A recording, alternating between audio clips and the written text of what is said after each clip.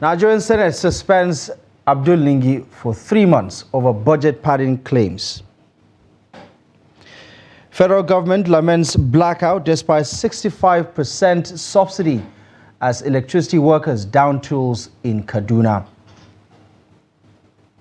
Angry mob set shops, cars ablaze at Wuse Market over alleged extrajudicial killing. On the foreign scene, hopes of a ceasefire deal in Gaza fading away as Israel intensifies attack. Compliments of the season, and thank you so much for joining us on the News Hour. We begin in Abuja as the Nigerian Senate on Wednesday suspended Senator Abdul Ningi for 3 months over allegations of 3.7 trillion naira padding of the 2024 budget. Before Ningi's suspension, the upper legislative chamber was thrown into a chaotic session following deliberations on the budget padding allegations made by the lawmaker. Here's a report. Chairman of the Senate Committee on Appropriation, Solomon Olamilekan, who moved the motion that led to the suspension of Senator Ningi, explained that the figure is not contained in the budget because some of the agencies are on first-line charge.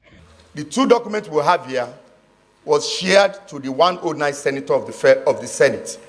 Contained in this document, under the volume 1, paragraph 2, 3, and 4, is the breakdown of the 28.77 trillion budget that was passed. However, Senator Ningi, who was given a fair hearing on the floor of the Senate, maintained his position that 3.7 trillion naira could not be accounted for in the 2024 budget. The president powers stopped as a proposer, as he proposed the budget. And I said, there is no way the National Assembly will add anything on the budget and it becomes padding. Matters got worse when Senator Agom Jarigbe from Cross River North revealed that dwelling on the issues was counterproductive as lawmakers are culpable in the alleged budget padding scandal. He further revealed that while some lawmakers received 500 million naira, others got as much as 100 billion naira from the budget. Jarigbe's claim, however, did not go down well with his colleagues as his declaration threw the session in a rowdy one for nearly 30 minutes. If we want to go into those issues, all of us are culpable. Some senators here, so-called senior senators, got 500 million each. I am a ranking senator, I didn't get. Did I go to the press? Meanwhile, the Senate leader, Okpeyemi Bamidele, accused Senator Ningi of plotting a coup against the Akpabio Senate presidency. The Senate leader claimed that the Bauchi lawmakers' action was a fallout of the June 13, 2023 election of the Senate leadership, which produced Akpabio as a Senate president. And in doing this, he wanted to use the platform of Northern Senators Forum. God bless all those who have dissociated themselves as members of Northern Senators Forum. A member of the Appropriation Committee in the Senate, Jimo Ibrahim, first moved the motion for Ningi's suspension for 12 months over allegations of criminal misinformation and breach of peace in the National Assembly and the country by extension. It should be warned to stop posting, inciting informations that are not right, and then it should tender apology. It should stop posting all those informations with a way of distorting facts. However, other lawmakers like Senator Asuko Ekpeyong moved for the amendment of the motion by Ibrahim. Ekpeyong prayed for the reduction of the suspension. I amend that the suspension period be reduced to 6 months. I so move. After deliberations, the Senate resolved to suspend Senator Ningi for 3 months from all activities of Parliament, while Senator Kawu got off with a warning. And is therefore suspended for a period of 3 months from partaking in events in the Senate or being found in the precincts of the National Assembly for the next 3 months. Shortly after his suspension, Senator Abdul Ningi resigned his position as the chairman of Northern Senators Forum. Let's get some more insight on this development. Join us now via Zoom. From Yola in Adamawa State is Sunday Amos, an anti-corruption campaigner and founder of Clearview Integrity Foundation. Thank you so much for joining us on the program. Let me get your quick reaction to the developments. Over the weekend, we've been inundated with this claim since that interview on the BBC House of Service came to light, that this padding, as far as the allegation is concerned, is not the first time Nigerians are hearing about it. However, the Senate apparently has put it to bed by saying that the senator was misinforming not just the Senate or the Nigerian public, but it was rather deliberate. Your reaction to how developments unfolded at the Nigerian Senate today? Thank you, Abdullahi, for here this evening. First and foremost, I'm very disappointed with Senator Abdul Ningi. You know very well that if you come out with this kind of accusation or allegation, the people you are accusing are not going to take it lying low. So you should have your facts. So what we're seeing is that either Abdul Ningi did not have his facts, because even when he was given fair hearing, all of a sudden he lost his fluency, he lost his bravado, and became a stammerer. If you don't have your facts, you should close your mouth. Number two, even if you have your facts, if you don't have balls, you should close your mouth. You don't take on formidable opponents when you don't have balls. And in fact, our people say that when you have plenty dry grass around your anus, you should not go around trying to quench fire. How clean is Abdul Ningi himself to try and make such kind of accusation? He is probably one of the longest serving National Assembly members that we have in Nigeria today. So you go to BBC Hausa and make some stupendous allegations. 3.7 trillion naira is not by any means a small amount. If you don't have your facts, why do you open your mouth and talk this and talk that? If he has his facts, I am expecting that by now, even after his suspension, he should spill the entire beans, call a press conference and insist that what you are saying is the truth. Lay your facts on the table. But apparently, he does not have his facts, or he does not have balls, or he himself is not clean. Apparently, he is motivated by bad blood.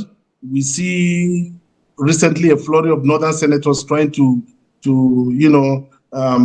paint the Tinubu government in bad light and so on and so forth. All the northern senators were all deaf and dumb during the 8 years of Buhari's misadventure.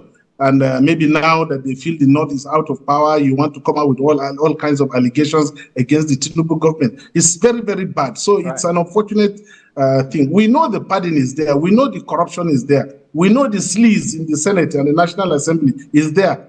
But if you don't have your facts and if you don't have balls, you should keep quiet. Okay, Mr. Sunday, I would appreciate it if we replace the word balls with something a lot more civil that is good for public consumption. But doubling down on some of the, takes that we heard from the Nigerian Senate today, there are some who are not necessarily backing Abdul Ningi, but also saying that, listen, there's a lot that we're not being transparent about. One of the lawmakers, senators from Cross River, did stand up to say, listen, some of the ranking senators got X amount of money, shedding light on what you, earlier alluded to, the sleaze, quote-unquote, irregularities with regards to the funding in the budget, whether it's constituency projects or so on and so forth. Give me your take on the thoughts of the Senate President when he said this allegation by Senator Abdul Ningi has tarnished or has damaged the integrity of the Nigerian Senate. Nigerians are divided on this particular issue. How do we forge ahead as far as transparency around budgetary allocation or public expenditure is concerned? I listened to Senator Jaribe from Cross River North. Even he himself, if you look at what he was saying, it's because he didn't get. So because he didn't get, maybe that is why he's speaking out. So perhaps if he had gotten the 500 million naira, he would have been observing good table manners by now by keeping quiet also. So you see, again, the motivation is wrong. We know there is a lot of corruption in our National Assembly, and that is why we need somebody who has the facts, who has the balls, and is clean enough to come forth, so that come what may, whether he's going to be suspended, whatever, he will lay out his facts on the table. So there's nothing like painting the Senate in bad light. The Senate has always been in bad light. We know that the issue of corruption in the Senate is there. So there's nothing like painting the Senate in bad light that Akpabio is talking about. And unfortunately, Abdullahi, as it is presently, this government, people like me believe they cannot fight corruption. So what we are seeing is a conspiracy. We have vultures who are in the National Assembly. The moment anybody comes out to try and expose anything, they will swoop on him just like vultures swoop on any carcass. And that is why if you don't have facts, if you don't have balls, it is better you just stay quiet. Because they will come against you, they will attack you, they will suspend you, they will do whatever it is. So, but if you are bold enough and you have all your facts, then you come forth, and then Nigerians will back you up. Well, so the whole thing, Abdullahi, for me, is a very big disappointment. Right. As far as this particular issue is concerned, it apparently has been put to bed now because the clarity has been obviously made to the public, and now we know that these allegations, there are no evidence. There is no evidence, rather, to show for some of these allegations. But as far as transparency around public expenditure is concerned, the Senate just inaugurated the ad hoc committee to look into the Anko Boros program under President Muhammadu Buhari, a program that was executed by the Central Bank of Nigeria, and the controversial Ways and Means loan also involving the Central Bank. What can they do differently to inspire public confidence, in your view? They would not do anything to inspire any public confidence. Nothing is going to come out of all of this committee, that Buhari has done his worst, he has gone. Tinubu is not going to probe Buhari, the Anko borrowers, or the whatever trillion naira that happened under him and so on. Nothing is going to come out. All of these things is media hype. Nothing will happen. Not even the 3-month suspension that we're seeing of this is a slap on the back of the wrist. If truly he has painted the Senate in bad light, he should be kicked out of the Senate or given 3 years suspension or something. But 3 months, he will go and come back, and perhaps even during the 3 months, all his allowances will still continue to be paid. But don't expect anything from the Tinubu government against Buhari. But I've been wrong before. But honestly, I believe that nothing. All of these committees, tomorrow you will hear that nothing has come out of it, Abdullahi. It's just media hype, as far as I'm concerned. Okay, we're going to have to leave it here for now. It's a developing issue, and hopefully there will be a lot more to discuss in the weeks to come as the committee gets down to investigating all of these matters. Sunday Amos, as always, thank you so much for your insight on this development. Thank you for having me. Right, staying with other developments, the federal government of Nigeria says power distributors that reject electricity allocated to them by the Transmission Company of Nigeria shall be sanctioned going forward. The government also revealed that in the next 3 to 6 months, it will ramp up power generation and supply to between 6,000 and 6,500 megawatts.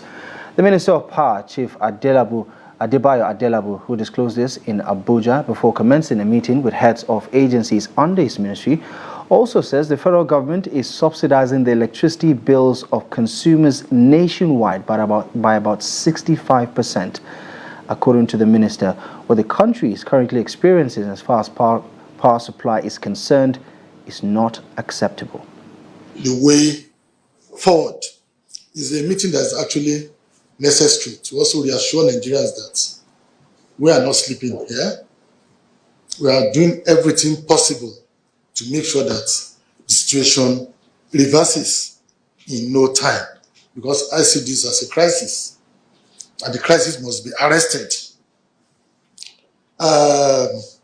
All we just ask for from Nigerians is to exercise a little patience, to give us a little time, to still retain their trust and retain their confidence in us that we can do this job, and very soon they will start singing our praises. Staying with developments in the power sector, the Kaduna State chapter of the National Union of Electricity Employees has announced an indefinite strike on Tuesday. The decision stems from various grievances, including the non-remittance of pension funds and issues related to promotions.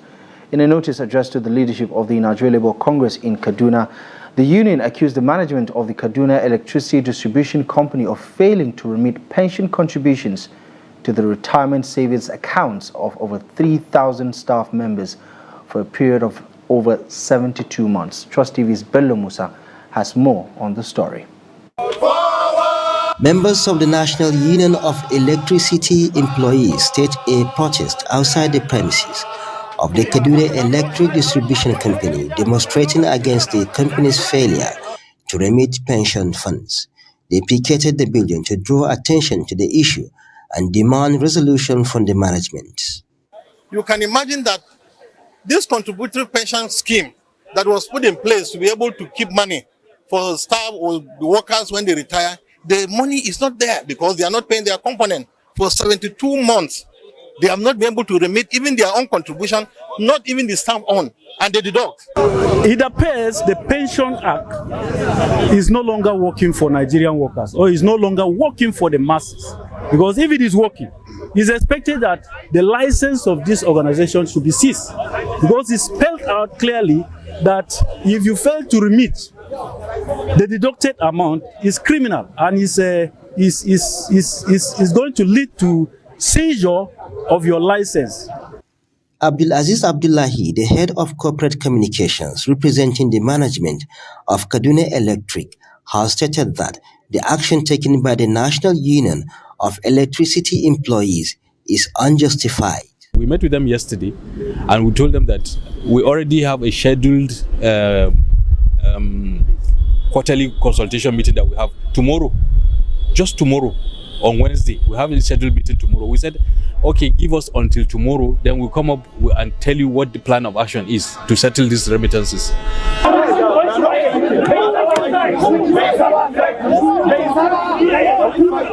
The union has issued a threat to cease operations at the Kaduna Electric Distribution Company effective from midnight on Tuesday. The reasons cited for this impending shutdown include the following grievances: non-remittance of pension contributions to over 3,000 staff retirement savings account for a period exceeding 72 months, failure to provide death benefit to the families of deceased staff members, and a lack of essential resources such as vehicles, ladders, safety gear, and working tools, among other concerns. Bello Musa, Trust TV News, Kaduna. Chaotic scenes from Kaduna State. Staying in Kaduna still, the Association of Resident Doctors, Barrow Dikko Teaching Hospital chapter in Kaduna State has embarked on an indefinite strike to press home their demands. The striking doctors say that the Kaduna State government has failed to consider the payment of the medical residency training funds, making it difficult for resident doctors to obtain their courses. Trust TV's Bello Musa has the details. While also frowning at the government for not putting in significant effort with regards to sponsoring residency program and not inducting the Medical Residency Training Act, the resident doctors noted that there is poor remuneration for doctors in Kaduna State compared to other states and federal governments. The first issue we have is lack of workforce. We have very minimal doctors available in the hospital, but the house officers, the resident, and also the consultants. And also when we look at the working environment, the equipments are very, very poor, not well maintained, and also the inadequacy of the services, the health services rendered within the emergency due to the decrease in doctors in the emergency. I think these are some. And then also we have the issue of medical residency training fund, which is a fund released. And a resident doctor is expected to participate in an exam every year, either an update course, because that is why we are here. As we see all the patients, we also do our training, participate in exams, and pass so that you'll be a consultant. But you realize that a resident doctor who is supposed to at least take an update course twice in a year, like some of us will stayed, this is my 4th year, I've not taken one course. So you realize that the aim of the training is defeated. Yeah. Patients who came to the hospital to see a doctor were left stranded at the hospital. Mun kawo mara lafiya ne tun da safe, We brought our patient since morning and went to the outpatients department, but they referred us back to the emergency unit.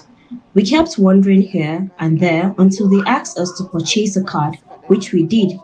They only checked his blood pressure and then asked us to take him back home on the grounds that they can't treat him. In his response, the CMD of Barodiko Teaching Hospital says they have medical consultants rendering services at the hospital at the moment. Currently here too, with the coming of this new administration of His Excellency Senator Obasani, last year he paid the medical residency training fund for the first time. So now they are agitating for continuation of that medical residency training fund. Especially the balance, he paid part of it last year, and then the balance of it, and then to subsequently to continue payment of that MRTF. The strike left many patients with no option than to seek the service of other government or private hospitals in the state. Bello Musa, Trust TV News, Kaduna. Talking security now, abductors of the 16 students of the Quranic school in Sokoto State have demanded 20 million naira as ransom for the release of the students. The proprietor of the school, locally known as Sangaya, Liman Abubakar, disclosed this on Tuesday. According to the proprietor, the kidnappers had called to make the demands. According to him, the gunmen directed him to meet the village head and ask for the sum of 20 million naira to secure the release of the children. The students were abducted at Gidan Bakuso in Gada local government area of Katsina of Sokoto State this past weekend. Now, Kaduna-based Muslim cleric Sheikh Ahmad Gumi has expressed his intention to engage in dialogue with the bandits responsible for the abduction of approximately 287 school children from Kuriga Government Secondary School and LEA Primary School in Chukun local government area of Kaduna State. The Muslim cleric stated his willingness to negotiate in order to facilitate the release of the abducted school children should the President, Bola Tinubu, grant him the opportunity to do so. The prominent Islamic scholar emphasized the importance of not repeating the same mistakes made by the Buhari administration, who declined to engage in dialogue with bandits.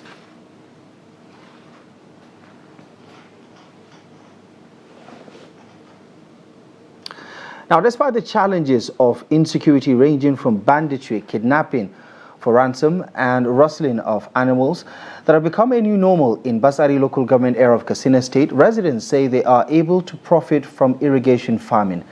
Across section, while speaking to Trust TV's Abdullahi Yamadi, say over 138,000 farmers are currently engaged in irrigation farming across various sites in Basari local government area of the state, cultivating several crops and vegetables despite the insecurity. His report. Irrigation farming is cardinal to food security, livelihood improvements, and poverty reduction, not only in Katsina State, which was characterized by insecurity in recent times, but the world at large. Basari local government area has made headlines due to the activities of bandits over the last decade, resulting to death of thousands of people, rustling of animals, and displacement of hundreds of thousands of residents. This has distracted several residents from their legitimate businesses and forcing visitors to avoid the area for the fear of the unknown. To many Nigerians, a visit to Basari is like going to the war front, largely due to constant attacks and nasty headlines it has been making. However, against all odds, businesses are thriving in this area perceived by many as chaotic, with many residents going about their normal businesses unhindered, largely due to the gradual return of peace in Basari. Yes, no one can deny insecurity in Basari local government, but that was before the coming of Governor Diko Umar Radda's administration. With the commissioning of security watch corps and vigilantes as well as other security measures, all is now well. We thank God for the restoration of peace. You can now see we have returned to farms without fear of molestation since June 2023, few days after the inauguration of Decorada's administration. We have not had it so good like now, because our governor and the Bazari Council chairman have renewed our hope in security, provision of farm inputs, and other incentives. In various irrigation farms, thousands of people are currently engaged in cultivation of crops and vegetables, at least to bridge the existing crops gap created by insecurity and the effects of climate change. These farmers are extremely happy with the incentives given to them by Governor Diko Umarada and the Bazari Council Chairman Yusuf Mamman, which have boosted up their production capacity, the first of its kind in over 8 years.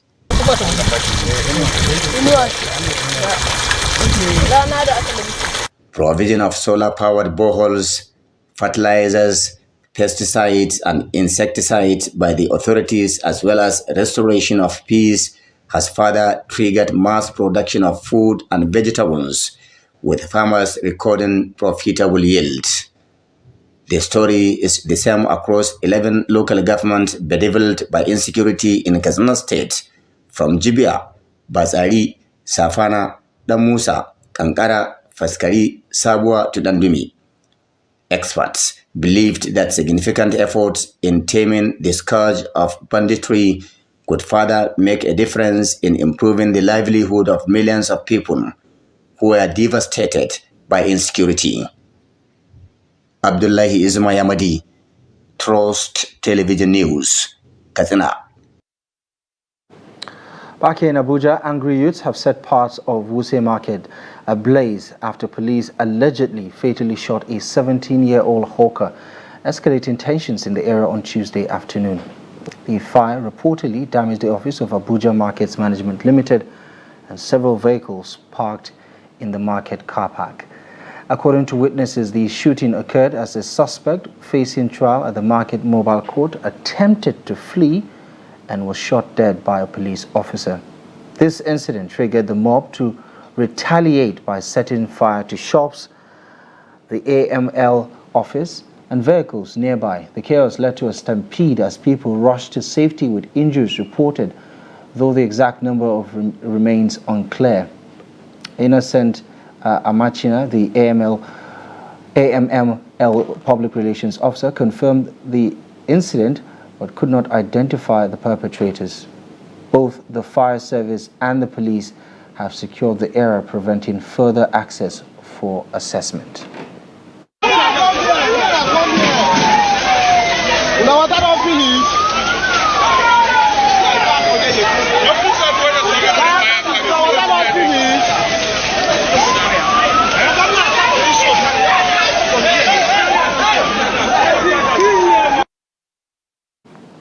You're watching the News Hour on Trust TV. Still to come.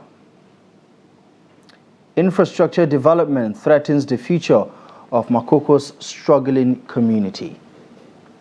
We have details of this and many more stories coming up ahead after the break.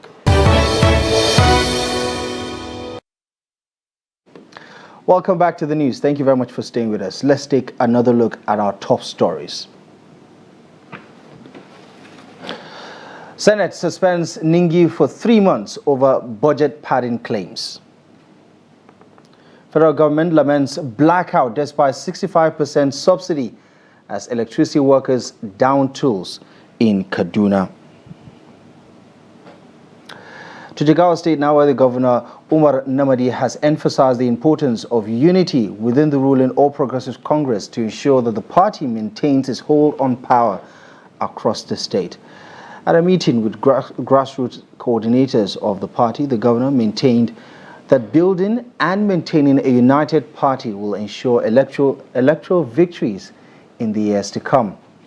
The meeting served as a platform for the grassroots coordinators to reaffirm their commitment to the APC and reiterate their dedication to preparing a smooth ground for the party's sustained successes in future elections.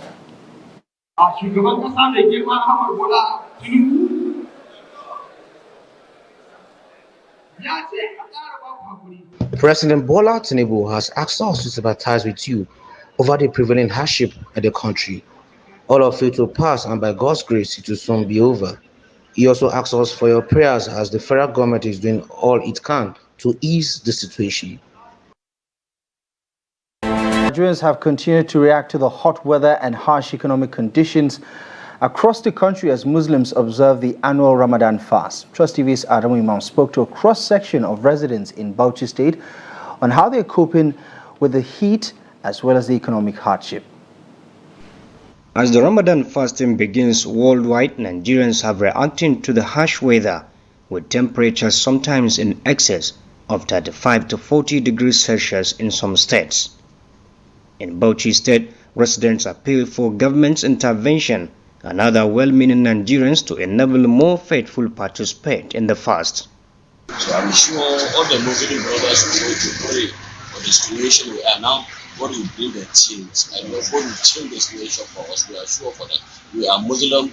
We believe in one God, and we believe that Prophet Muhammad is the messenger of God, and then is the teaching of Islam.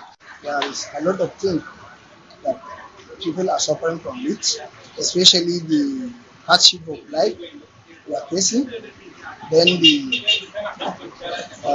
weather.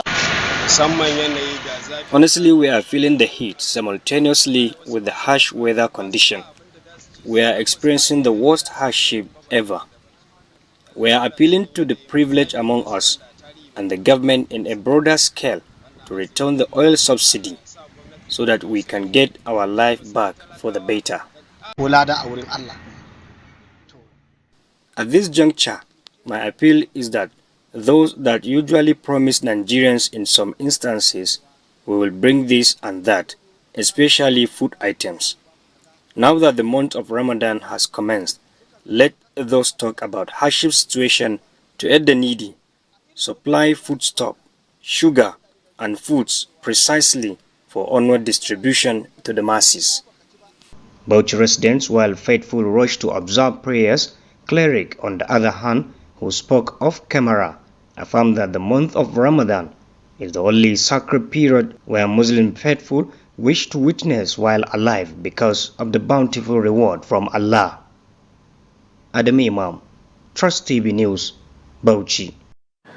Now, the Plateau State government has signed an executive order directing the demolition of unauthorized constructions within Bariki Ladi, Jos South and Jos North local government areas of the state. The new executive order has also restricted trucks and other heavy-duty machinery from coming into business areas of the state from 6 a.m. to 9 p.m., adding that defaulters will be sanctioned. Here's Ado Musa with more on the story. Briefing journalists after signing the Executive Order number 003-2024 for the control of building and vehicular traffic, the General Manager of Jos Metropolitan Development Board, Had Bankat, said the Executive Order aims to regulate the construction of buildings and the flow of vehicular traffic in Plateau State.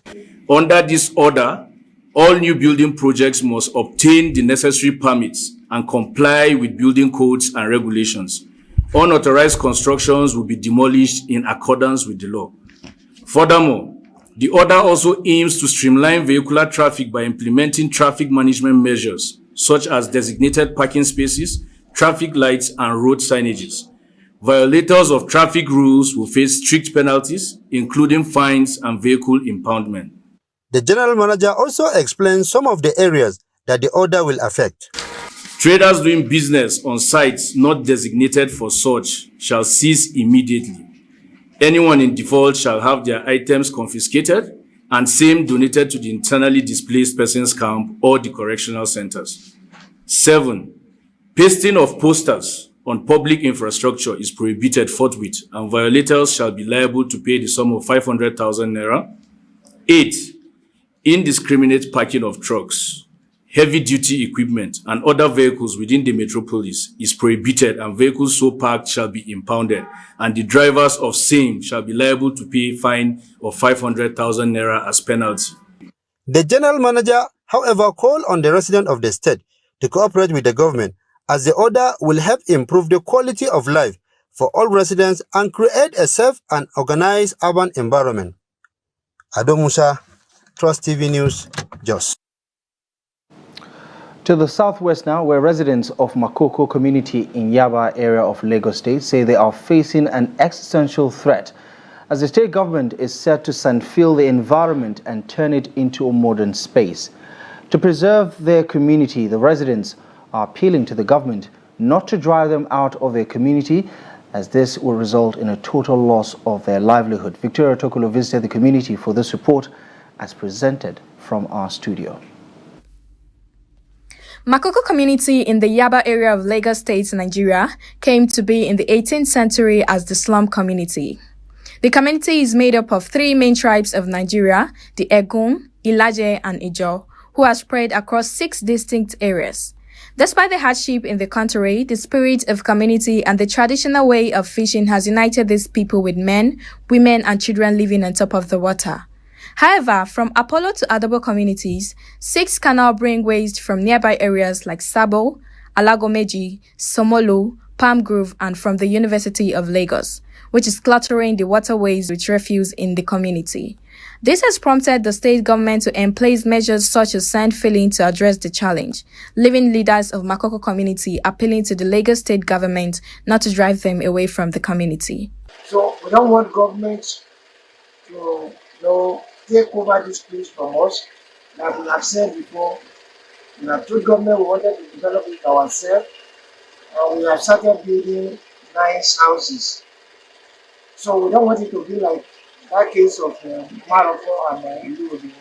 Concerning the orphanage, because we have about 2 buildings and the building is not enough. That's why we have another building under construction. If NGO or government, my sister, can help the community for the orphanage. Apart from that, we still need more school in the community. For Makoko, the challenge of accessing clean and potable water remains. The community has innovated with boreholes located in the middle of the waterfront, supplying clean water not just for the Makoko residents, but also for neighboring areas like Takwa Bay, Ororosoki, and many other nearby communities. Other communities leaders also speak on the need for government assistance for the community. So when they submit everywhere in our community. So our people will not have an access to go to the riverine area again. So that means this thing is creating a very, very serious problem. This is creating a very, very serious problem to our community. But what we are just saying to tell the government to assist us. He doesn't want to leave the place. He doesn't want to leave because the cost of living for another state is not due. With the threat of wiping off the community staring residents in the face, observers are appealing to the state government to help modernize the community instead of phasing it out and cutting off the livelihoods of residents there. Elsewhere, the 63rd Brigade of the Nigerian Army, Asaba, in Delta State has paraded a family of 8 in Onitsha, Olona, for running an illegal arms and ammunition factory. The officers raided the factory and recovered drones and explosive devices from the factory. Trust TV's Jonathan Awayai, who was conducted around the factory, tells us more. The suspects, including the parents, confessed to the crime of running the factory as a family business. They manufacture drones and explosives and also repair arms. Conducting pressmen around the factory, the commander 63 Brigade, Nigeria Army, Asaba, Brigadier General Ugochukwu Vitus Unachukwu said that suspect fabricates Norman magazine AK-47 of 30 to 60 rounds and also rent guns to criminals. Quantum of weapons they are manufacturing, both for the insurgents and for armed robbers in Delta State. So these people here are major contributors to the insecurity, not just in Delta State, but even across southeastern Nigeria and neighboring states here. The warning to such people is that we will get to you. Anybody that is involved in act of insurgency or criminality that is against the peace and stability of Nigeria, we will get to you. no matter how you run, no matter how you camouflage your activities, we will unravel it, we will get to. The home of the suspects is also laden with equipment and materials for the production of arms. The parents said one of their sons has passion of producing drones and repairing guns. My children, they repair gun here. They repair gun? Yes, because these drones, they're still working on it. Because when he was small, he has this passion for plane. He even built one. I think this thing is there. He built one that they use for school. I'm there. My wife is even there. My petenia is there. So I went to collect it. So my son called me that I should go and rest, not to have my stress. I don't like it. They pleaded for mercy for the whole family. Jonathan Anwaye, Trust TV News, Asaba. Right. The Federal Capital Territory Administration says it is prioritizing improvement in the healthcare services, job creation, youth empowerment, and increased productivity in the agriculture sector in order to lift many citizens out of poverty. Now, this was contained in the 2024 appropriation document of the FCT presented to the House of Representatives on Tuesday. Let's take a look at this and many more stories from the House of Representatives for today. The document read by the Speaker of the House, Tajuddin Abbas, is based on the FCTA revenue and expenditure focus in line with the physical and development policy of the federal government and the Renewed Hope agenda. The budget proposal took into consideration the 2024 to 2026 Economic Recovery and Growth Plan, as well as key assumptions in the 2024 budget. The budget proposal has been prepared on the basis of the FCTA's revenue and expenditure forecast and is aligned with the fiscal and developmental policies of the federal government and the Renewed Hope agenda. In another development, the House, following the motion under matters of urgent national importance moved by Munil Ahmed from Kaduna State, has appealed to the Office of the National Security Advisor and security agencies to urgently harness powers within their reach to rescue the over 180 adopted teachers and students by kidnappers in Kaduna State. Also aware that factors fueling insecurity, ranging from illicit drug trade, human trafficking, and proliferation of small arms, is a serious threat to the development of Kaduna State and the nation, and therefore a coordinated effort encompassing all security apparatus. Similarly, Honorable Austin Achadu from Benue State, who lamented the insistent attacks meted on some individuals in Benue State, appealed to the federal government to facilitate the rehabilitation and provide security measures for the community and its environment. Further saddened that the marauding bandits have for a long time been left to operate in Benue State unhindered and have built up the resilience, capacity, and courage. Meanwhile, Representative Paul Haruna from Kogi State has expressed worry over the recent armed robbery attacks leading to the loss of lives of some individuals in some parts of the state. In a matter of urgent matters of importance, he urged the federal government to collaborate with the state government to forestall future occurrence.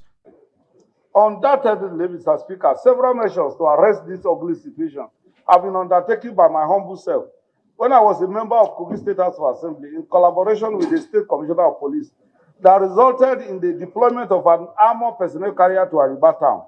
But regrettably, Mr. Speaker, the cases of armed robbery are still on the increase, with evidence of resultant economic and social consequences.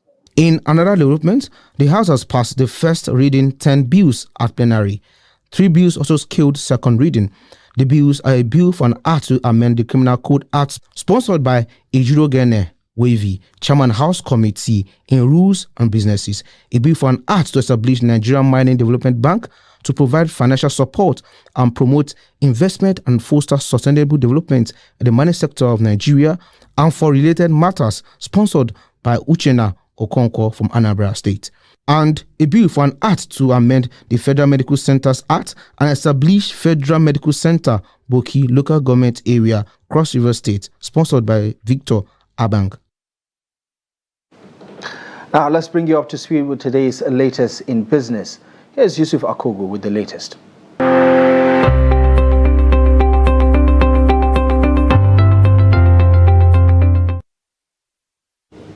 Welcome to Business News. I am Yusuf Akogu. Nigeria's contributory pension scheme asset has risen by 6.3% from 18.6 trillion in December 2023 to 19.5 trillion naira at the end of January 2024.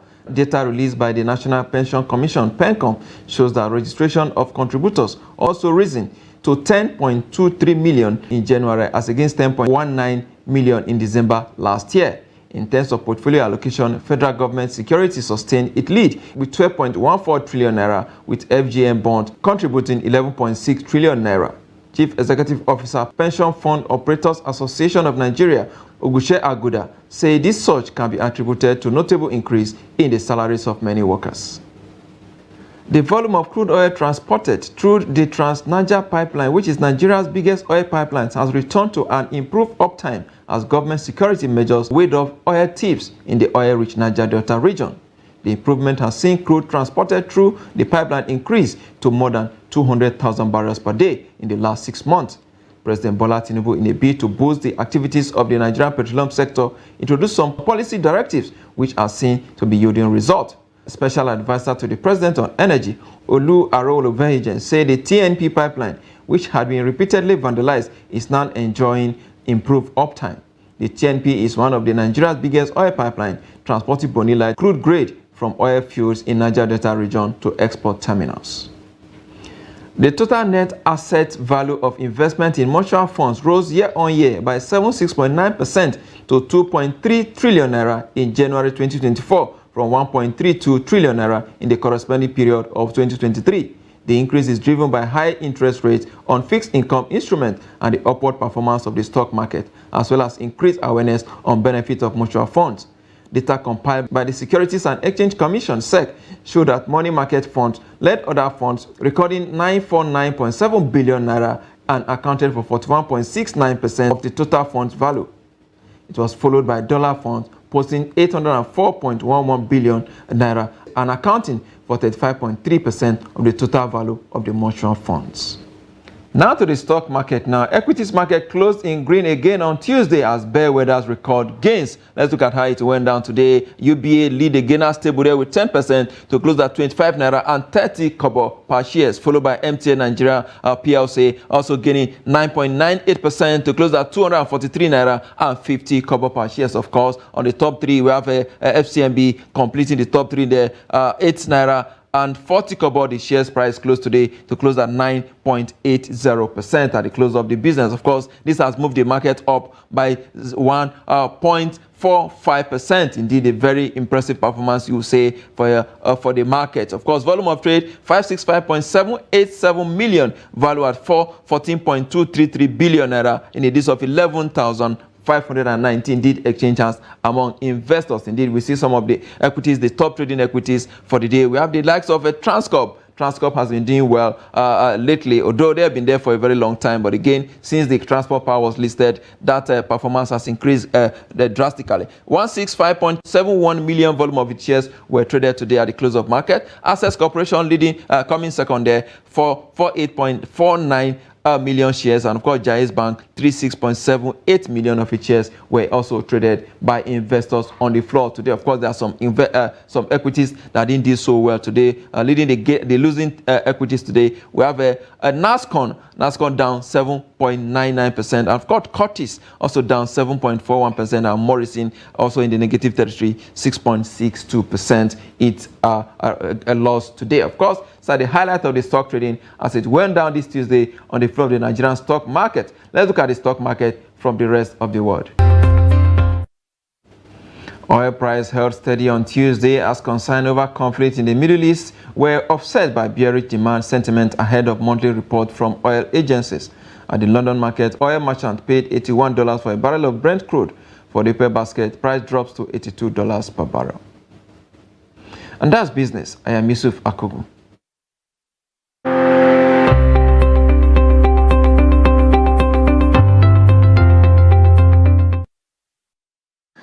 Now on the international scene, Israel and Hamas are not close to a deal to halt the fighting in Gaza and free captives, according to mediator Qatar, in a warning that the situation remains very complicated Well, the United States Central Intelligence Agency, the CIA Director, William Burns, has said there is, quote, still a possibility of a Gaza ceasefire deal, although many complicated issues remain. Negotiations to achieve a truce in Gaza war have looked promising in the past few weeks, but have lagged in recent days. Hamas and Israel both accuse each other of inflexibility. At least 11 people were killed when Israeli forces again targeted aid seekers in Gaza. Now, the World Health Organization chief says an aid mission managed to reach Al-Shifa Hospital in northern Gaza, bringing food and medical supplies, as the health ministry says 2,000 medical workers in the north face famine. Israel imposed restrictions on West Bank worshippers entering Al-Aqsa Mosque in occupied East Jerusalem as 35,000 gather for prayers on the first day of Ramadan. All right, time now for some sports. Here's Adeni Ajishafe.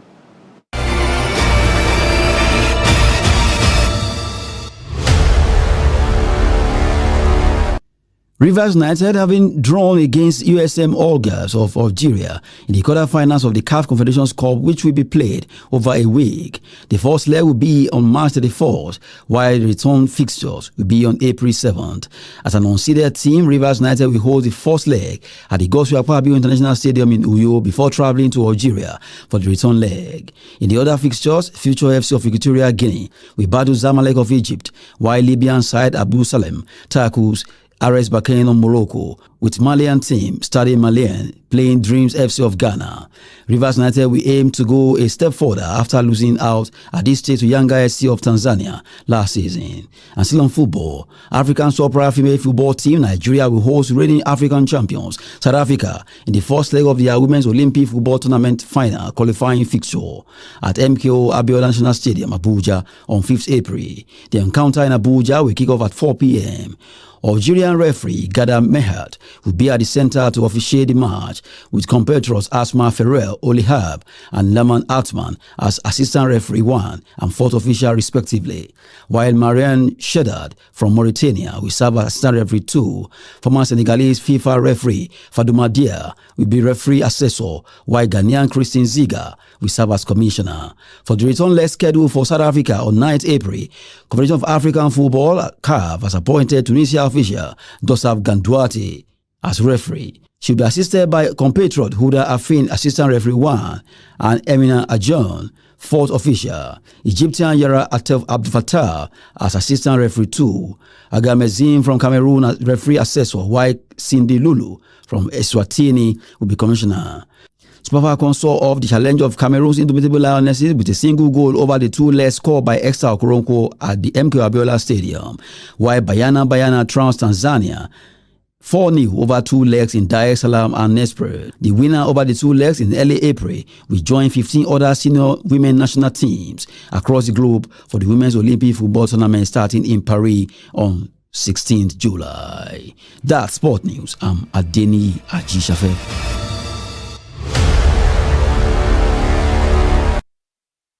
And that is the size of our bulletin for you tonight. Thank you most kindly for joining us. As always, we encourage you to follow us across our social media platforms to stay in touch and keep up with our news and documentary contents. My name is Abdullahi Ahmed. From myself and the rest of the team, thank you for your time and good night.